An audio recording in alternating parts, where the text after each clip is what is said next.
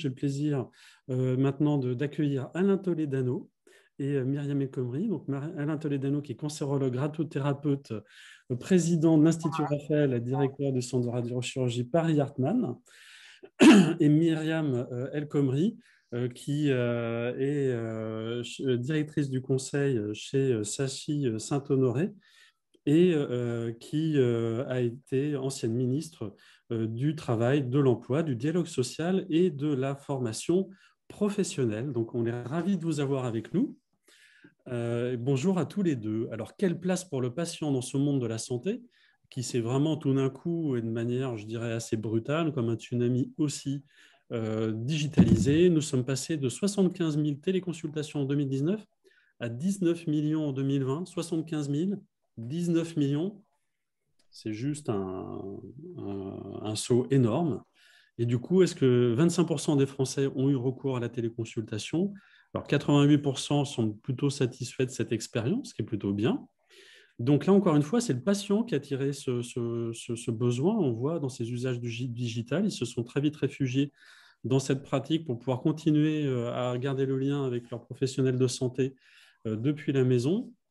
Alors, ce patient citoyen étire les usages, hein, comme dans beaucoup d'autres domaines dans le digital, hein, on l'a vu. Mais est-ce que cette crise a laissé la place que les patients méritent? Est-ce que la technologie est bien à son service? Est-ce que le numérique est prescrit finalement avec le bon dosage? Là, je m'adresse aux médecins. Alors, c'est ce que nous allons explorer là sur cette table ronde de manière originale. Alors, c'est une table ronde pas comme les autres, hein, c'est une conversation, débat. Alors, merci à Myriam et Alain de vous être prêtés à cet exercice. C'est une nouveauté qu'on initie à l'Axel aujourd'hui sur ce format digital. Et oui, trop de visio, tue la visio. Nous allons donc innover avec un format moins formaté, un format moins carré, un format moins format, quoi. Et donc, je vous remercie tous les deux pour cet échange au coin de la cheminée. Nous avons vécu une médecine de masse, une tech de masse. Nous avons maintenant besoin d'une médecine du moi, d'une relation plus personnalisée, moins statistique, plus individualisée pour les patients comme pour le PS, pour le professionnel de santé. Alors, c'est typiquement un espace d'innovation que nous allons explorer ensemble. Alors, je vous laisse ouvrir cet échange tous les deux, donc une forme de conversation, débat, et je vais m'effacer et vous laisser converser et débattre tranquillement. Merci Voilà. David. Merci David. Bonjour à Myriam, bonjour à tous. Et merci à l'Axel. Finalement, on prend pas mal de plaisir chaque année, non seulement à discuter, à échanger, mais à voir la manière dont cela évolue sur les domaines de la santé numérique, du digital. Moi, j'ai l'impression, et Myriam aujourd'hui et moi, on va en débattre, en discuter, que ces dernières années, on a beaucoup été axé vers la donnée biométrique, la mesure, et que le monde de l'industrie de la santé essayait de conquérir le monde des normes et de tout ce qui est mesurable. Et puis c'est vrai que récemment, on commence à avoir des problématiques en tête de la santé globale, du service en santé. Voilà, on essaye de dépasser uniquement la data, et ça, on va pouvoir en discuter. Alors, puisque le sujet que vous nous avez demandé de discuter avec Myriam, c'est la place pour le patient, j'ai envie de parler du patient et de demander à Myriam quelque chose. Tu sais, Myriam, souvent, on a appris, nous, que le patient, c'était celui qui était malade et celui qui consultait son médecin. Mais on voit aujourd'hui qu'avec l'accès à l'information, tous les patients qui peuvent être, pour certains, malades, ne consultent pas forcément, parce que le patient, il a accès à une information sur Internet, chez Docteur Google. On parle même parfois de patient augmenté. Est-ce que tu peux nous dire, toi, comment tu perçois ce patient augmenté, ses comportements? Alain, alors moi aussi j'ai beaucoup de plaisir à être parmi vous aujourd'hui et de la place dans laquelle je vais parler. Donc moi aujourd'hui je fais du conseil en ressources humaines et je travaille sur la santé au travail notamment. Et c'est vrai qu'on est confronté aujourd'hui à ce qu'on peut appeler le patient augmenté. Fabrice en a un petit peu parlé. On voit bien qu'on est dans un phénomène qui est quand même en constante augmentation avec depuis Internet notamment un volume hyper important de données, d'informations. Donc, parfois, quand même, et je pense qu'il faut le dire aussi, puisque tout à l'heure, David disait que c'était une question de dosage, ben, je crois qu'on est complètement dans le dosage, avec parfois des informations dont le caractère scientifiques ou dont la qualité quand même médicale laisse parfois à désirer. Je pense que c'est important aussi de le rappeler ici. Et donc, on a de plus en plus d'informations. On peut dire que l'accès à l'information est un élément extrêmement important. C'est important d'être acteur de sa propre santé. Tout le monde rêvait justement de comment rendre une politique de prévention beaucoup plus active. Et on voit bien que la question de la santé, quand on regarde les top 10 des recherches Google, 5 sont sur la question de la santé. On est dans une période avec la crise du Covid qui a mis la santé humaine en priorité absolue. On a les objets connectés, mobiles, qui permettent justement à un patient de se présenter avec toute sa courbe de poids sur plusieurs mois, ses données, sa tension, et donc il va au-delà de la simple photographie que va faire le médecin en temps réel. Et puis aussi, alors à l'extrême, on peut avoir aussi ceux qui, le génome personnel, pour les plus curieux, les plus riches, les plus inquiets, qui sont en mesure de produire à leur médecin.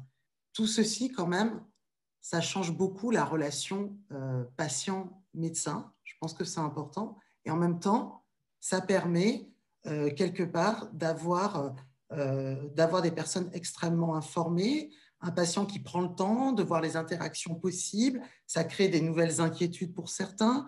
Ça challenge parfois des traitements. Et de ce point de vue-là, je pense que l'aspect de la relation est extrêmement important. Et puis, c'est aussi un lieu de diffusion de fake news. Donc, quand on dit que c'est une question de dosage, pour moi, c'est un élément extrêmement important parce que qu'il s'agisse d'une propagation, on va dire, intentionnelle ou pas, de rumeurs, d'informations vérifiées ou pas, on voit bien que parfois, on a des données qui sont très anxiogènes, très alarmistes, qui sont souvent véhiculées. Et donc, la question que moi, je me pose quand on parle de cette question de dosage notamment, c'est comment le médecin reprend la main aussi là-dessus. Donc, c'est un formidable atout parce que ça remet le patient comme acteur de sa propre prévention et en même temps, il y a des risques. Sur la téléconsultation, David en a parlé, explosion de la téléconsultation en 2020. Moi, j'ai envie de te poser la question, Alain, toi qui es médecin, comment tu vois ces risques? Le patient augmenté, c'est très bien quand on est acteur de sa prévention, mais quand ça modifie beaucoup la relation entre le patient et le médecin, comment tu reprends la main? Et c'est quoi la finalité de tout ça? Est-ce que la technologie, sa finalité, c'est pas non plus d'être en appui sur des tâches répétitives, sur des tâches qui ne demandent pas un accompagnement humain pour réhumaniser finalement la relation entre le médecin et le patient? Merci Myriam. Alors, on a bien planté le décor, hein. C'est vrai qu'on a l'outil technologique et la manière dont on se l'approprie. Tu sais, ce matin, j'étais en consultation avec un monsieur de 68 ans qui n'est pas venu pendant 1 an parce qu'il avait peur du Covid ou de la Covid, suivant chacun. Et en fait, ce monsieur m'a dit, vous savez, docteur, moi, je n'ai pas d'hypertension artérielle. Regardez, j'ai un super outil de mesure. On sait que c'est la première maladie chronique en France. On sait que c'est la première cause d'accident vasculaire cérébral qui peut être évitée. Et on sait que 50% des patients vont avoir des problèmes de résistance au traitement de l'hypertension. Et en fait, comme son outil de mesure lui a dit qu'il n'avait pas d'augmentation de la pression artérielle, il s'est senti très reposé et en paix. Mais ce monsieur a pas mal de facteurs de risque, de stress, de cholestérol, de diabète, des antécédents familiaux. Et du coup, finalement, il a quand même une pathologie artérielle, c'est-à-dire les parois de ses vaisseaux sanguins sont très rigides. Et c'est un monsieur avec des facteurs de risque. Mais comme il a un chiffre de son outil qui lui a dit finalement, vous n'êtes pas hypertendu, alors il s'est senti finalement son propre médecin. Donc, accéder à l'information mieux mesurée, c'est très important, mais est-ce que ça va faire que le patient va être moins malade? Et évidemment, ça reformate notre relation médecin-patient. Juste comme deuxième réflexion par rapport à la question de la téléconsultation, bien sûr que ça nous a aidés. C'est vrai que quand on avait peur de ce virus Covid au tout début, parce qu'on ne le connaissait pas, premier confinement, maintenant c'est une autre histoire, ben, on a plein de patients à qui on déconseillait de sortir. Mais du coup, on a pu continuer à suivre les gens. Donc ça a du très bon, cette téléconsultation. Mais il y en a qui ont pris ce pli. Pourquoi je vais me déplacer, faire 30 km pour aller voir mon médecin spécialiste?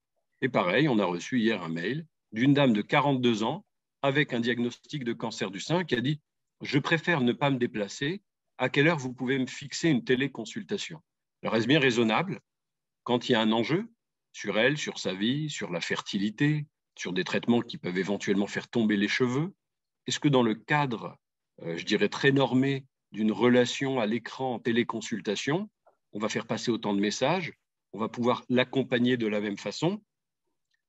Et c'est pour ça d'ailleurs qu'intelligemment, et je pense que ça va être discuté ce matin, on fait la différence entre les profils de consultation médicale, entre les typologies de patients. Un patient que tu vois pour la première fois en cancérologie, ce n'est pas pareil que quelqu'un que tu suis depuis des années, qui a un traitement qu'il connaît très bien, avec qui tu as créé un cadre émotionnel de relation et de confiance. Maintenant qu'on arrive effectivement en temps de crise à switcher et à ne pas perdre de vue nos patients, c'est fondamental.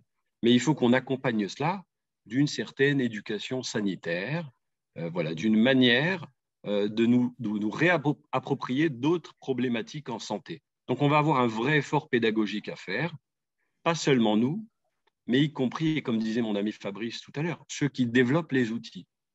Développer les outils de la tech et de la santé numérique avec une conception médicale orientée vers l'humain, ça nous permettra d'être plus performants. Donc, il n'y a pas que l'algorithme ou le stockage de la data, il y a vraiment la manière avec laquelle on va s'approprier cet usage. Oui, mais alors, dans ces cas-là, est-ce que tu as le sentiment aujourd'hui que les professionnels de santé sont véritablement formés à l'utilisation intelligente de la tech? Est-ce que tu ne penses pas, parce que la finalité, est-ce qu'on la partage? C'est la réhumanisation de la relation.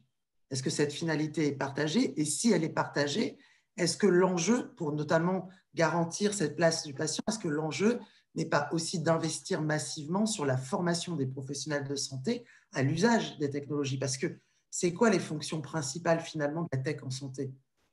Alors, on y est, c'est-à-dire certainement pas, on sera toujours pas assez formé, et c'est bien normal. Il y a une vitesse technologique qui fait que l'appropriation de tous ces nouveaux systèmes est un peu complexe. Maintenant, il faut bien différencier plusieurs histoires.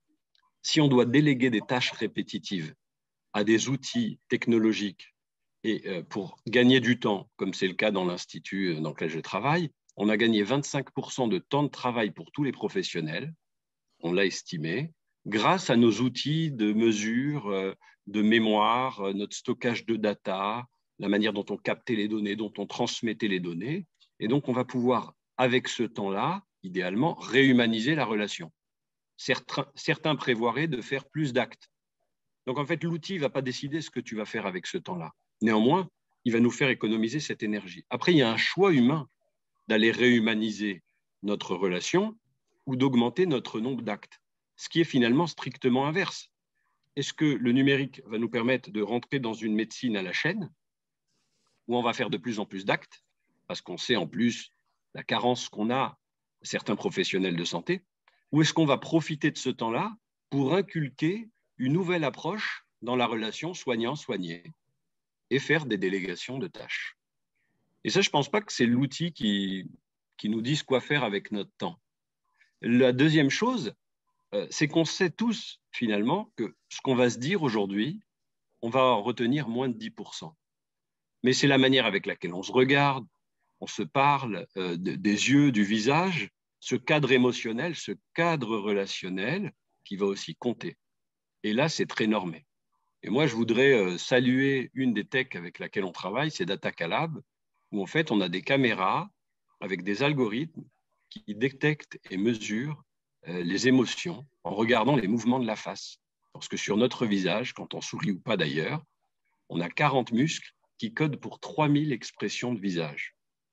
Et aujourd'hui, dans une consultation médicale, qu'on le veuille ou non, quand on est face à un patient, on a des temps de répit, on a des silences, on a des regards, on a souvent du toucher. On a ce cadre émotionnel et affectif qui contribue certainement à créer de la confiance.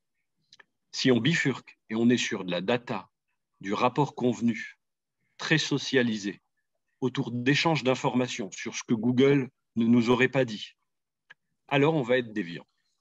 Donc oui pour l'outil, mais à ce moment-là, gardons notre recul pour savoir comment on va orienter notre pratique, et ça passera certainement par la formation. Moi, j'ai le sentiment aussi que la tech est un vrai outil, en tout cas l'innovation est extrêmement importante, notamment pour agir en prévention. Ce que je voulais dire, c'est que on voit bien que tout le monde cherche, et moi je le vois dans la santé au travail, et parce que la sinistralité, les arrêts de travail, ça coûte cher aussi aux entreprises. Il y a un investissement de plus important sur prévenir, détecter les signaux faibles et vraiment rendre le salarié acteur de sa prévention en santé. Et donc, le sujet pour moi aujourd'hui, c'est comment on développe ces comportements vertueux. On voit bien qu'il y a de plus en plus d'applications en prévention santé. On voit bien aussi que sur des sujets qui nous sont chers, je pense par exemple sur l'inclusion des personnes en situation de handicap, il y a aujourd'hui des formidables outils. Et je prends ça parce que je pense que la tech peut aussi générer de la solidarité. On le voit aussi sur les réseaux de patients face à certaines maladies qui se développent, des associations de patients. Tout ça est extrêmement important. Je voudrais donner 2 exemples. Le premier, la sensibilisation au handicap. Vous savez, la loi oblige aujourd'hui tous les employeurs d'au moins 20 salariés d'employer des personnes en situation de handicap dans une proportion, je crois, de 6% de l'effectif total. Et ce qui fait qu'il y a des milliers de Français qui côtoient tous les jours des salariés en situation de handicap et sans véritablement comprendre les déficiences qui sont les leurs. Et il y a de nombreuses startups, et je trouve ça assez formidable, qui se sont spécialisées dans la sensibilisation au handicap en entreprise grâce à la réalité virtuelle. En gros, une fois qu'il y a un casque de réalité virtuelle enfilé, les salariés ont un vrai scénario pédagogique pour vivre les situations de handicap et appréhender vraiment les moyens de compensation existants. Et donc, ils choisissent le handicap sur lequel ils souhaitent se familiariser.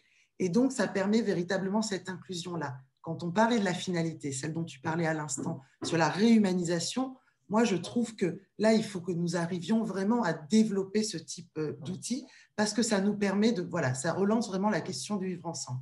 Un autre élément, et il est important, on ne peut pas parler du patient et du professionnel de santé sans parler aussi de l'ensemble il y a le médecin, mais avant le médecin, il y a l'aide-soignant, il y a l'infirmière. J'ai travaillé sur l'attractivité des métiers du grand âge. Tu parlais justement de la captation de toutes les émotions. On a un sujet qui est extrêmement important, c'est la sinistralité aujourd'hui des professionnels de santé dans notre pays. Et quand on voit un mot là-dessus, le taux de sinistralité, par exemple, dans le grand âge, est un taux de sinistralité qui est record. C'est-à-dire qu'on a un taux d'accident du travail de 100 pour 1000 salariés, lorsque la moyenne des salariés français, c'est 34 pour 1000, et lorsque dans le bâtiment, on est à 60 pour 1000. Donc, une sinistralité qui est record et qui est indigne de notre pays. Aujourd'hui, il y a quelques initiatives et il faudrait qu'on arrive, et je pense que ça, c'est un élément essentiel, d'investir massivement pour les professionnels de santé aussi, parce qu'aujourd'hui, leur difficulté, c'est ne pas avoir à choisir entre faire vite et faire bien. On parle de réhumanisation de la relation, comment on sort d'une forte taylorisation finalement de ces métiers-là. Et je veux revenir parce qu'un des bénéfices pour moi de l'essor de la technologie en santé pour accompagner les salariés dans leur travail, c'est les exosquelettes. Vraiment, il s'agit vraiment de ce système d'assistance physique qui permet de soulager les salariés vraiment en réduisant leur sollicitation physique quand on parle de ces taux de sinistralité, où on se tue la santé finalement tous les matins en essayant de redresser une personne âgée, en l'emmenant pour faire sa toilette. Tous ces actes-là, on sait qu'un 35 heures dans ce métier-là n'est pas soutenable par le corps. Et bien, limiter ces tâches pénibles est aussi un élément qui garantit une meilleure relation avec le patient. Pour cela, autour des enjeux de prévention, de baisse de la sinistralité, pour moi, je vois vraiment qu'une opportunité aujourd'hui de cette tech. Après, la question, c'est quels sont les investissements massifs que l'on fait en cette direction, parce que ça a besoin de financement, et aujourd'hui, les EHPAD n'ont pas les financements nécessaires pour investir massivement. Mais ça améliore aussi grandement la relation avec le patient. C'est remarquable parce qu'on est en plein dans la thématique qui prouve bien que la tech en santé sert le patient. Maintenant, le mot-clé, à mon sens aussi, c'est la prévention, c'est ce que tu as dit. Vous savez qu'aujourd'hui, 40% des cancers sont évitables si on se préoccupe de diminuer l'intoxication tabagique, la diminution de la consommation d'alcool, si on travaille sur la sédentarité, l'activité physique, si on travaille sur le surpoids. Donc, comme il y a 450 000 cancers par an en France, ça fait plus de 160 000 cancers évitables, avec une mortalité significative très supérieure à certains virus qu'on connaît maintenant très bien. Mais par contre, on n'a que 3% du budget qui est alloué à la prévention. Donc, on ne savait pas par quelle boule prendre cette prévention. Mais quand on voit Fabrice, alors Fabrice, j'ai une communauté de pensée parce qu'il était mon grand frère quand je commençais la cancérologie et il l'est resté. Et quand je vois la manière avec laquelle on implémente des politiques de prévention grâce à des outils, on va être plus efficace. Mais encore faut-il y allouer des budgets. Quand on voit que la France, à la santé numérique, va donner un budget de moins de 2%, alors que c'est 4% dans les pays voisins, donc doubler les budgets en santé numérique, augmenter les budgets de prévention, mais en ne croyant pas que c'est une augmentation des dépenses, puisque ça fera une diminution des coûts. Si on ne raisonne pas, voilà, ben c'est plutôt toi qui as été dans le gouvernement qui sait comment on raisonne, les payeurs. La sinistralité des soignants dans le grand âge, ça coûte 602 millions d'euros à l'assurance maladie en curatif. Le rapport que j'avais remis à Agnès Buzyn il y a 2 ans demandait de mettre 100 millions d'euros en prévention pour financer les actions de formation, pour financer les aides techniques et pour financer le remplacement des salariés qui partent en formation, parce que tout l'enjeu, c'est qu'ils aient le temps de pouvoir partir en formation. Et aujourd'hui, s'ils ne sont pas remplacés, des personnes vont rester alitées. C'est ça concrètement. On parle de ces patients-là. Donc, il y a une réalité. Sauf qu'aujourd'hui, on ne voit ça que comme des coûts et malheureusement, on a du mal à voir ça comme un investissement. Moi, je le vois concrètement. La loi santé au travail là, qui a été adoptée met la prévention comme axe majeur. Je l'avais porté en tant que ministre à l'époque dans le plan santé au travail. Mais ça veut dire quoi concrètement? On voit là sur la vaccination, on voit bien qu'on a besoin de la médecine du travail, que les salariés ont plutôt confiance dans leur entreprise et donc on voit bien qu'il y a un axe. Mais ça, c'est pour les grandes entreprises, celles qui en ont les moyens. Je ne vois pas aujourd'hui dans les TPE, les PME, cette même capacité-là. Donc, tout l'enjeu, en effet, c'est de dégager des moyens importants pour cela et en même temps de permettre aux patients lui-même de devenir prescripteur de son action de prévention avec un sujet qui, je pense, nous importe à tous les deux, c'est que l'innovation en santé, elle doit être quand même compatible avec les valeurs de notre modèle social, c'est-à-dire l'égal accès de tous à l'excellence médicale. Exactement. Alors, pour parler juste un petit peu de médecine, c'est vrai que qu'est-ce qu'a permis la tech avec l'intelligence artificielle qu'on a implémentée parce que tout le monde, effectivement, vit ces frustrations de budget qui travaille en silo et qu'on n'avance pas assez vite. Mais regardons ce qui est fait. Quand vous voyez des logiciels avec des algorithmes qui arrivent à regarder sur une mammographie un cancer du sein qu'on ne voit pas à l'œil humain, parce que le logiciel a implémenté 90 000 mammographies en fonction de l'architecture du sein, de sa densité. Il va nous faire une analyse d'image que nous ne sommes pas capables de faire. Alors là, on va sauver des vies. Quand vous voyez ce qu'on appelle des séquenceurs à haut débit, c'est des lecteurs qui arrivent à prendre dans chaque cellule 25 000 gènes, à les décoder et à nous faire, avec une cellule tumorale, ce qu'on fait avec une bactérie, avec un antibiogramme, c'est-à-dire on va aller identifier des serrures pour lesquelles on a des clés, des cibles thérapeutiques pour lesquelles on a des médicaments qu'on est en train de fabriquer. Quand on voit aussi, donc c'est l'aide diagnostique, l'aide thérapeutique, c'est-à-dire la manière avec laquelle les robots, c'est une de nos spécialités, le CyberKnife, c'est un accélérateur de particules robotisé qui délivre des centaines de faisceaux et qui adapte leur tir au mouvement du patient avec une précision au demi-millimètre.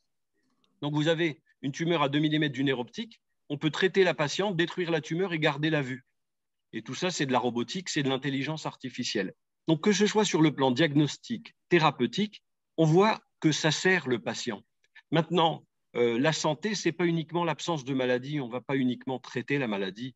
La santé va comporter une approche de santé émotionnelle, santé psychologique, santé sexuelle, santé sociale.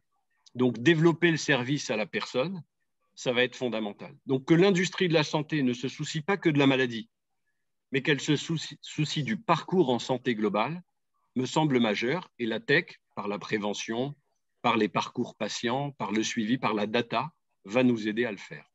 C'est ce que vous faites à l'Institut Raphaël, Alain. Exactement. On va co-construire avec chaque patient ces parcours d'accompagnement coordonnés qui sont orientés vers les émotions, la nutrition, l'activité physique, le bien-être, le retour à l'emploi. Et on veut passer d'une médecine centrée sur la maladie à une médecine centrée sur l'individu et son projet de vie. Oui, Mais parce que... ça veut dire qu'aujourd'hui, il faut que le médecin accepte d'être un acteur d'une santé qui le dépasse. Que tout le monde se dise, c'est pas parce que je suis pas médecin que je vais pas m'investir dans la santé. La médecine ne doit pas capturer la santé. Il faut que l'entreprise regarde la santé et amène ce qu'elle sait amener. Il faut que la tech vienne investir la santé. Et le médecin, il fait partie du parcours. Quand il va déléguer une partie de la prescription à un logiciel qui peut analyser 1500 données d'une tumeur, ben le médecin, il ne sera pas seul décisionnaire. Et donc, on a besoin de ce tiers, qui est l'outil technologique, pour accompagner cette transformation de la relation soignant-soigné et pour accompagner la transformation de la médecine. Plus coopérative, plus coopérative, plus collaborative, plus préventive et personnalisée forcément. En tout cas, c'est ça. En tout cas, merci pour cette vision très intéressante. Et ce que je voulais souligner, c'est qu'au-delà des mots, de tout ce que vous venez d'évoquer, Myriam et Alain, on peut voir un centre où toute cette vision est mise en œuvre. Donc, à l'Institut Raphaël, ce ne sont pas que des mots, ce sont aussi des actes. Là, on a aussi le plaisir d'avoir un deuxième pionnier avec Alain parmi nous. Et donc, je voulais le souligner, puisque on peut, autour de ces échanges, je veux dire, on est toujours dans une forme de dialectique, mais il y a aussi de l'action et de la mise en œuvre, et avec aussi tout ce qu'a fait Myriam, avec tous les projets de loi qu'elle a portés, réalisés.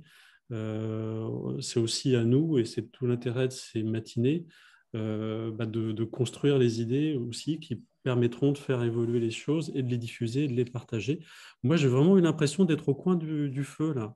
Malgré la distance, malgré ces outils, je trouve que ça a plutôt bien marché. Moi, j'ai l'impression d'être dans la même pièce que vous deux et de finalement participer à cet échange au coin de la cheminée. Donc, merci d'avoir réalisé cet exercice. C'était vraiment très sympa de votre part.